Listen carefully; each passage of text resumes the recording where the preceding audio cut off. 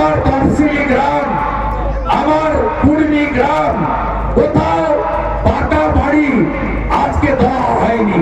15 বছর রাজত্ব করার পরে 40 লক্ষ বাড়ি লুট করে নিয়ে চলে গেল এরা। পুরুলিয়ায় বিজেপির পরিবর্তন সংকল্প সভা থেকে তৃণমূল কংগ্রেসকে তীব্র আক্রমণ শুভেন্দু অধিকারীর। রাজ্যের রাজনৈতিক উত্তাপ বাড়িয়ে পুরুলিয়ার পাড়া বিধানসভা তথা রঘুনাথপুর থানার মৌতরে আয়োজিত হল ভারতীয় জনতা পার্টির এক বিশাল পরিবর্তন সংকল্প সভা। সভার প্রধান বক্তা হিসেবে উপস্থিত ছিলেন রাজ্যের বিরোধী দল নেতা শুভেন্দু অধিকারী। আগামী নির্বাচনকে সামনে রেখে কর্মীদের চাঙ্গা করতে এবং পরিবর্তনের ডাক দিতেই এই সভার আয়োজন করা হয়। এদিন সভামঞ্চে শুভেন্দু অধিকারীর পাশাপাশি উপস্থিত ছিলেন পুরুলিয়ার সাংসদ তথা রাজ্য বিজেপির সাধারণ সম্পাদক জ্যোতির্ময় সিং মাহাতো, পাড়ার বিধায়ক নদিয়ার চাঁদ বাউরি, রঘুনাথপুরের বিধায়ক বিবেকানন্দ বাউরি, কাশীপুরের বিধায়ক কমলকান্ত হাঁসদা, জয়পুরের বিধায়ক তথা প্রাক্তন সাংসদ নরহরি মাহাতো সহ অন্যান্যরা। এদিন জনসভায় বক্তব্য রাখতে গিয়ে শুভেন্দু অধিকারী রাজ্য সরকারের কড়া সমালোচনা করেন। তিনি অভিযোগ করেন, সাধারণ মানুষ মৌলিক পরিষেবা থেকে বঞ্চিত এবং রাজ্যে দুর্নীতির রাজত্ব চলছে। তিনি উপস্থিত কর্মীদের উদ্দেশ্যে বলেন, মানুষের অধিকার ফিরিয়ে দিতে পাড়ায় পাড়ায় সংকল্প নিতে হবে। সাংসদ জ্যোতির্ময় সিং মাহাতো এবং অন্যান্য বিধায়করাও জেলার উন্নয়ন ও বিভিন্ন সমস্যা নিয়ে রাজ্য প্রশাসনের বিরুদ্ধে সরব হন। সবাই বিজেপি কর্মীদের উপস্থিতি ছিল চোখে পড়ার মতো। স্থানীয় নেতৃত্ব দাবি করেছেন, এই ভিড় প্রমাণ করে দিচ্ছে যে পুরুলিয়ার মানুষ পরিবর্তনের জন্য প্রস্তুত। সভা শেষে দলীয় কর্মীদের মধ্যে ব্যাপক উদ্দীপনা লক্ষ্য করা যায়। আজকে এই বাংলাতে 11 সালের সেন্সাসে আমরা 72-এ পরিণত হয়েছি। 27 সালে সেন্সাস শুরু হবে, 31-এর সেন্সাসে আমরা 60-এর নিচে নেমে যাব বন্ধু। যদি আমরা এই সরকারকে রাখি তাহলে মোহাম্মদ আলী জিন্না যে স্বপ্ন দেখেছিল যে গ্রেটার বাংলা, সেই বাংলা তৈরি হতে যাবে। কেন বন্ধু এই কথা বলছি? কারণ আমাদের যে বাংলাদেশের বর্ডার আছে, এই বর্ডারে 550 কিলোমিটার মমতা বন্দ্যোপাধ্যায় সরকার, তৃণমূল সরকার জমি দেয়নি বেড়া দেওয়ার জন্য। তাই হু করে ওরা এসে আজকে ডেমোগ্রাফি বদলে দিয়েছে। পুরুলিয়া জেলায় আগে কত সংখ্যালঘু মুসলিম ছিলেন, আজকে ভেঙে ছাতার মতো সর্বত্র তারা কিভাবে ছড়িয়ে পড়েছে, কিভাবে তারা রামনবমীর মিছিলে ইট মারছে, হনুমান চালিসা পড়তে বাধা দিচ্ছে, না মরতে বাধা দিচ্ছে। এবং আপনারা গত কয়েক মাসে পশ্চিমবঙ্গে কি দেখেছেন যে আপনার কন্টেনারে মাল যায়, পুরুলিয়া আদ্রা এসব জায়গা দিয়ে গাড়ির পর গাড়ি পুলিশ পার করাচ্ছে। হিসাব পরিষ্কার। এখানে একটা সময় তৃণমূলের রাজ্যসভার সাংসদ দোলা সেন এসেছিলেন পুরুলিয়াতে শ্রমিক সম্মেলন করতে।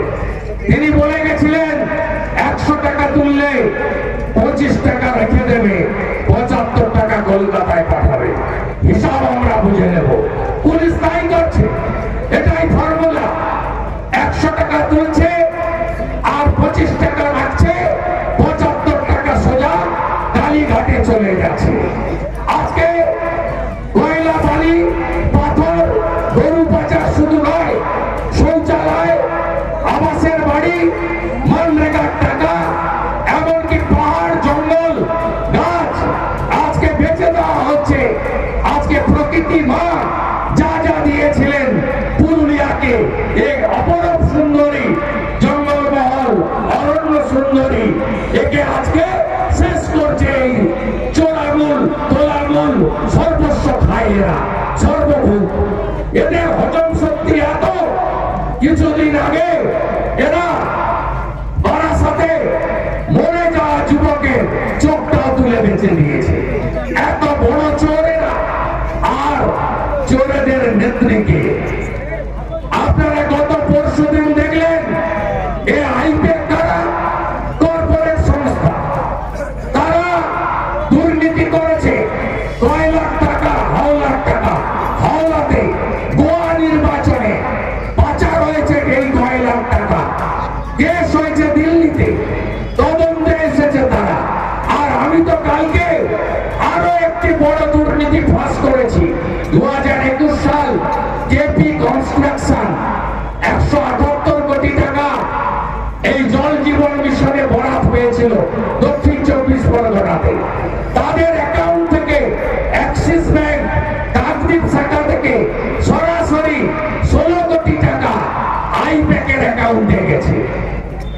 আজকে ইডি গেছে তদন্ত করতে, সেখানে এই রাজ্যের মুখ্যমন্ত্রী, এই রাজ্যের রাজনৈতিক নেত্রী 7 বার এমপি হয়েছেন, 3 বার মা মাটির মানুষের কথা বলে তিনি ডবল ডবল চাকরি 6 মাসের মধ্যে শিল্প আনবো, কেন্দ্রীয় হারে দিয়ে দেব, জঙ্গলমহলকে হাসিয়ে দেব, পাহাড়কে হাসিয়ে রাখবো, কত কথা বলে তিনি আজকে ক্ষমতায় এসে আজকে ইডির কাজে বাধা দিচ্ছেন, আজকে ফাইল লোপাট করছেন, আজকে নিজে ফাইল এবং ল্যাপটপ কেড়ে নিচ্ছেন।